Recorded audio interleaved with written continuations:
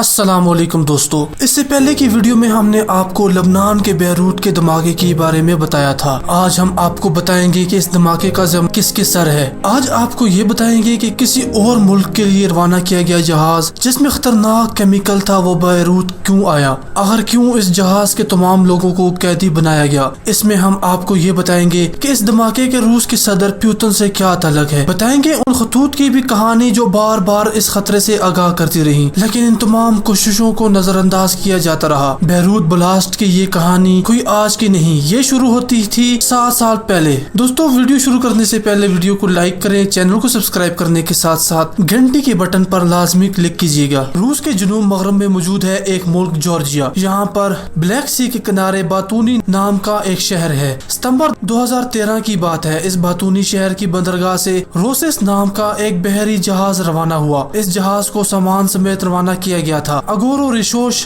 نام کا ایک رشین کاروباری تھا جس نے اس جہاز کو روانہ کیا۔ اس پر تقریباً 2750 میٹرک ٹن امونیم نائٹریٹ کیمیکل کا ذخیرہ موجود تھا۔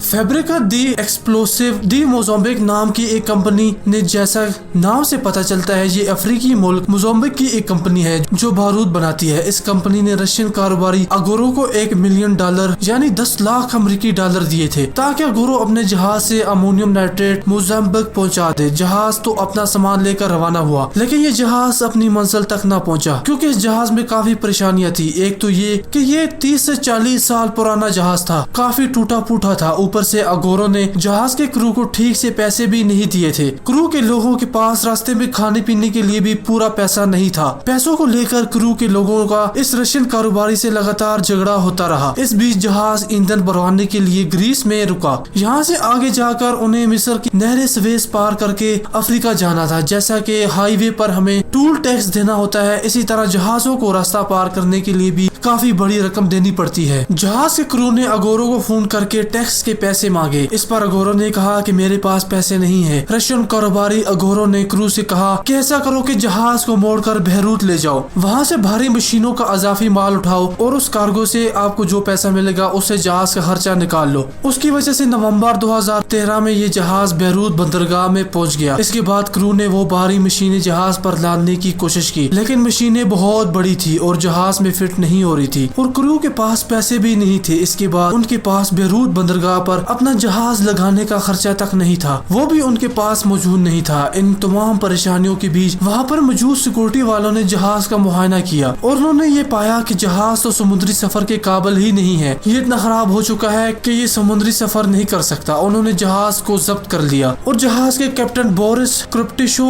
اور اس کے ساتھ 9 بندوں کو قید کر لیا۔ کچھ دنوں بعد 6 کریو ممبر کو گھر لوٹنے کی اجازت مل گئی لیکن کیپٹن سمیت 4 کریو کو روک لیا گیا۔ ان سے یہ کہا گیا کہ جب تک بندرگاہ کا کرایہ وہ نہیں ادا کرتے تو ان لوگوں کو رہا نہیں کیا جائے گا۔ کیپٹن بورس کرپٹیشو روس کے شہری ہیں، ایسے میں انہوں نے اپنے ملک سے مدد مانگی۔ انہوں نے لبنان میں روسی سفیر سے بات کی۔ کیپٹن نے ایمبیسی سے کہا کہ ہمیں خطرناک کارگو کے ساتھ پرانے جہاز پر قید ہے۔ اس پر سفیر نے بڑی مایوسی والی بات کہی۔ اس نے کہا کہ تم کیا چاہتے ہو؟ صدر پیوٹن تمہیں چھڑوانے کے لیے اسپیشل فورسز روانہ کریں، یہ تھا ان کا رویہ۔ اس کے بعد یہ 4 کریو ممبر 10 مہینے تک اس جہاز پر قید رہے۔ کیپٹن نے CNN کو بتایا کہ کئی سنوائی نہ ہونے پر انہوں نے پیوٹن کو خط بھی بھیجے۔ انہوں نے لکھا کہ سینکڑوں ٹن خطرناک کیمیکل سے لدا جہاز، اس پر کسی بھی وقت کوئی بڑا حادثہ ہو سکتا ہے، لیکن پیوٹن کی جانب سے بھی کوئی جواب نہ آیا۔ اس کے بعد کیپٹن نے جہاز میں بچا کچھا ایندھن بیچا اور وکیل کیے اور اگست 2014 میں لبنان کی ایک عدالت نے رحم دکھاتے ہوئے کرو کی رہائی کا حکم دے دیا۔ کرو ممبر اپنے گھروں کو لوٹ گئے لیکن جہاز اور اس پر لدا 2750 میٹرک ٹن امونیم نائٹریٹ، اس کا کیا بنا؟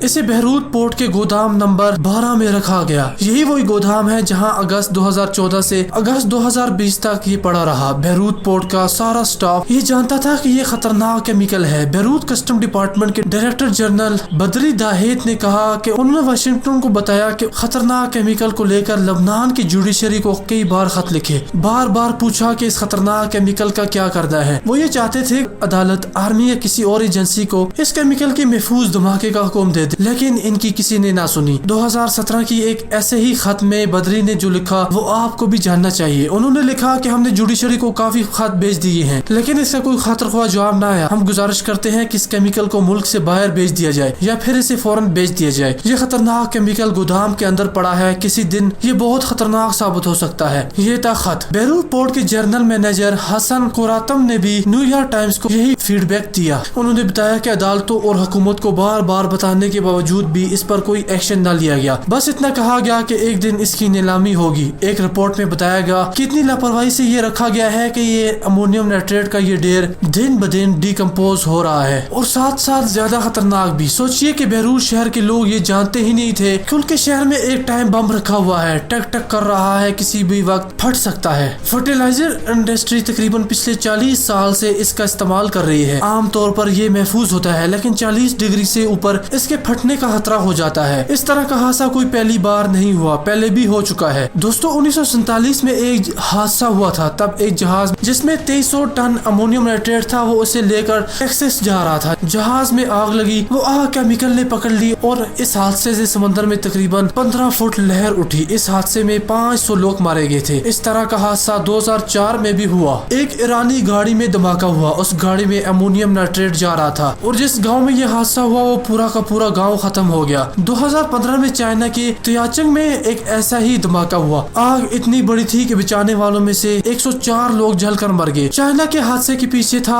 800 टन अमोनियम नाइट्रेट और बेरूत हादसे के पीछे था 2750 टन अमोनियम नाइट्रेट। अब सोचिए कि इसका क्या असर हुआ होगा। इसका अंदाजा लगाने के लिए चलिए कुछ मिसाल से समझते हैं। बेरूत से तकरीबन 234 किलोमीटर है दूर साइप्रस। बेरूत धमाके से न सिर्फ वहाँ जलजला आया बल्कि लोगों को इस ब्लास्ट की आवाज तक सुनाई दी। वहाँ लोग अपने अपने घरों में छुप गए। उन्हें लगा कि उनके मुल्क में कोई धमाका हुआ है। क्या आपको पता है कि लबनान के लोग इसके बारे में क्या कह रहे हैं? वो ये कह रहे हैं कि काश ये इसराइल ने हमला किया होता। कम से कम ये तो कहते हैं कि किसी ने हम पर जंग मुसल्लत कर दी है। हमारे प्यारे इस हमले में शहीद हो गए। यहाँ तो बर्बादी अपने लोगों के हाथों की है, अपने सिस्टम की है, अपनी हुकूमत और अपने सिस्टम के जिम्मेदार लोगों की है। इसे सोचकर लबनान के लोगों को ये दुख हो रहा है कि इनके लोग बेमौत मारे गए। दोस्तों वीडियो कैसी लगी? वीडियो के बारे में जरूर राय दीजिएगा। साथ में चैनल को सब्सक्राइब करके घंटी के बटन पर लाजमी क्लिक कीजिए। हमें इजाजत दें। खुदा हाफिज।